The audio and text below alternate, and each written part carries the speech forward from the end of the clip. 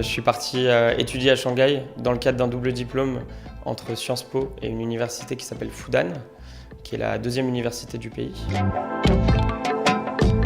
L'objectif, c'est en 2 ans d'avoir cette double perspective, étudier les médias digitaux ou non dans un pays très occidentalisé, la France, et pouvoir avoir cette comparaison avec l'Asie, qui a un système particulier, qui a la particularité d'avoir le Great Firewall, où tous les réseaux sociaux occidentaux sont interdits ou inaccessibles.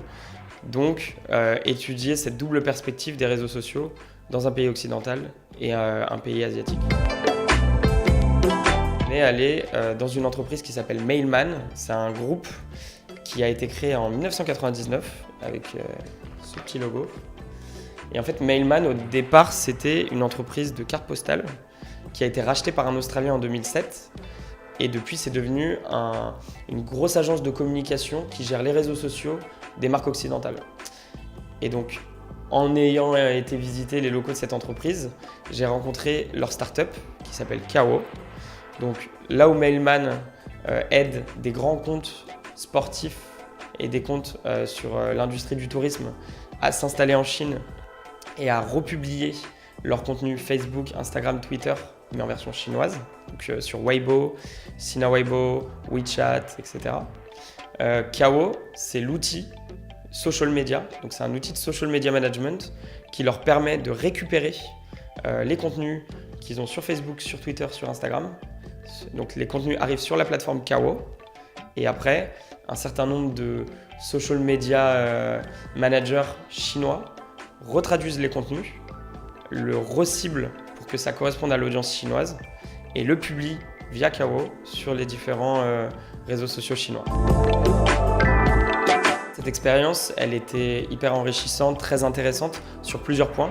Le premier, c'est que la connaissance des réseaux sociaux chinois n'est possible qu'en s'y confrontant. Et donc, qu'en travaillant sur les systèmes, comment ça fonctionne. Déjà, il faut comprendre quel réseau social chinois correspond à quel équivalent en Occident. Weixin, donc WeChat, c'est un système très particulier. Donc pour publier du contenu sur WeChat, il faut comprendre comment ça fonctionne, l'expérimenter, et puis après aussi comprendre comment les entreprises utilisent ces réseaux sociaux. Et ça demande un temps d'assimilation et aussi une mise en pratique qui est nécessaire et que j'ai pu avoir chez Kao. Ce qui est intéressant, c'est que ce que j'ai appris à travers ce stage, c'est aussi comment des outils numériques, donc des software as a service, sont développés en Chine. Chaque année, les quotas attribués par le gouvernement chinois aux Français changent. Et donc, d'une année sur l'autre, ça peut être compliqué d'avoir un visa pour rester en Chine, donc un visa de travail. Donc la première difficulté, c'est que le gouvernement chinois demande 3 ans d'expérience professionnelle.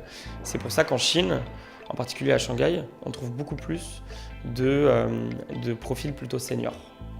Le deuxième élément, c'est qu'il faut démontrer au gouvernement chinois ce que vous allez être capable d'apporter. Donc quelle est la particularité de votre profil qui justifie d'employer, de recruter une personne qui vient d'Europe ou des États-Unis plutôt qu'un Chinois.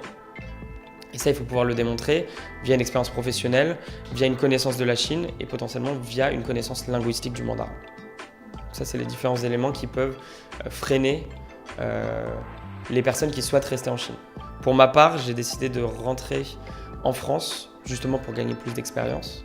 Je pense que l'entrée sur le marché en Chine est compliquée parce que c'est un marché qui est très attractif. Il y a énormément d'Occidentaux qui décident d'aller en Chine parce que c'est ce qu'on appelle un carrière booster. Quand on va en Chine, on a la chance d'avoir, si on arrive à accéder au marché, des expériences professionnelles qu'on aurait d'ordinaire en Europe après 5 à 10 ans d'expérience.